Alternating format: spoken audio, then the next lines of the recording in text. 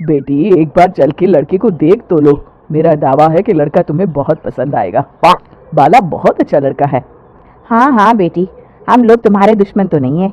किसी अच्छे लड़के से ही तुम्हारी शादी करवाएंगे ना। आखिर तू हमारी इकलौती बेटी है। अच्छा ठीक है माँ, अब ज्यादा भावुकतापूर्ण शब्दों का इस्तेमाल ना करो। मैं चलने के लिए तैयार हूँ। चलो फिर, बिना देर के हम सब चलते हैं। सभी बाला के घर पहुंचते हैं।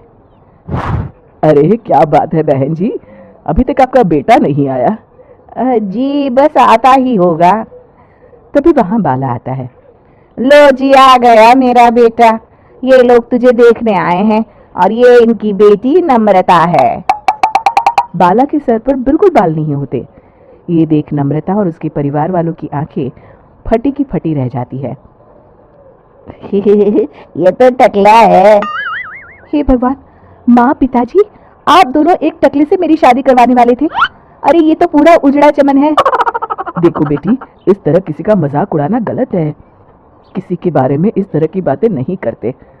बालों का क्या है, वो तो आते जाते रहते हैं। लड़का टकला है तो क्या हुआ, इंजीनियर है, अच्छा खासा कमाता है। आप चुप रहिए जी। इसकी तरफदारी इसलिए कर रहे हैं क्योंकि आपके भी सर पर बाल नहीं है। मैंने तो आपसे शादी कर ली, मगर मैं अपनी बेटी की शादी एक टकले से बिल्कुल नहीं करवाऊंगी। अरे ये क्या, कब से आप लोगों ने टकला टकला लगा रखा है? और माफ करना, तुम भी कोई हूर की परी नहीं हो। तुम लोग मेरे घर में आकर मेरी ही बेइज्जती कर रहे हो। निकल जाओ यहाँ से। हाँ हाँ तो जा रहे हैं ना, हमें भी यहाँ रुकने का कोई शौक नहीं है। नम्रता और उसके परिवार वाले उठकर वहां से जाने लगते हैं। तभी नम्रता का छोटा भाई जाते जाते कहता है, टकला, तेरा बाप टकला। और इस तरह बाला का रिश्ता टूट जाता है। फिर एक दिन सड़क के किनारे एक आदमी घूम घूम कर कंधी बेच रहा होता है। कंधी ले लो, कंधी, एक से बढ़िया एक कंघी ले लो, नए जमाने की कंघी ले लो। अरे भाई ये लो। घूमते घूमते वो बाला के पास पहुंच जाता है। अरे भाई साहब, कंधी लोगे क्या? ये लो। तभी उसकी नजर बाला के सर के ऊपर पड़ती है। अरे माफ करना भाई साहब, आप इसे लेकर क्या करोगे?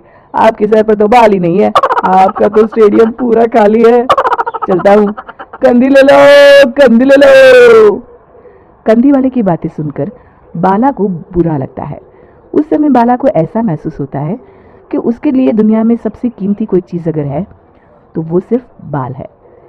बाला सड़क पर चलते हुए लोगों के बाल बड़े गौर से देखता है। चलते चलते बाला एक मंदिर के पास पहुंच जाता है। हे भगवान, तुमने ये मेरे साथ क्या किया? थोड़े से बाल अगर मुझे दे देते तो तुम्हारा क्या चला जाता? सारी दुनिया मेरा मजाक उड़ाती है। अरे भाई, आज पहला इंसान देख रहा हूँ जो मंदिर आकर भगवान से अपने लिए बाल मांग रहा है।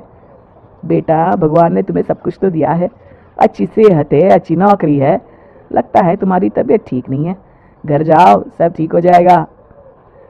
बाला वहां से चला जाता है।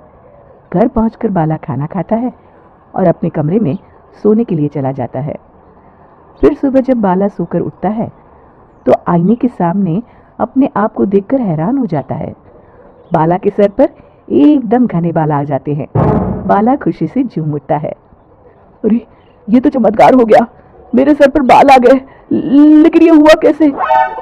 दोस्तों, अगर आप इस कहानी का दूसरा भाग देखना चाहते हैं तो हमें कमेंट करके ज़रूर बताएं।